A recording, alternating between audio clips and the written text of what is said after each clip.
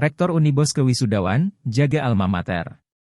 Universitas Bosowa, Unibos, kembali mengukuhkan wisudawan-wisudawati ke-64 periode 2 tahun akademik 2022-2023 program, Dr. S3, Magister S2, dan program Sarjana S1 dan Profesi.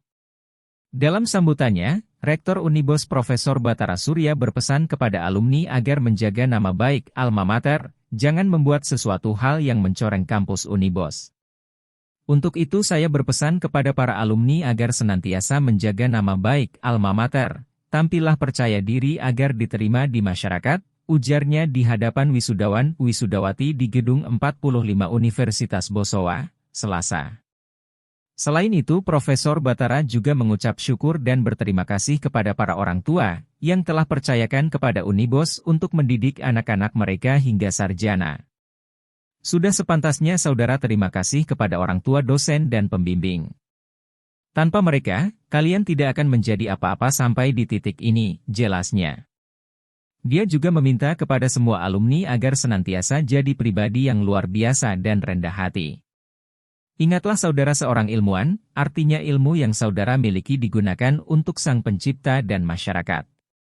Gunakan ilmu tersebut untuk membawa kemaslahatan umat, jelasnya. Diketahui karena banyaknya alumni yang diwisuda, Unibos akan melangsungkan wisuda selama 3 hari, totalnya 375 di hari pertama, 382 hari kedua dan 402 di hari ketiga.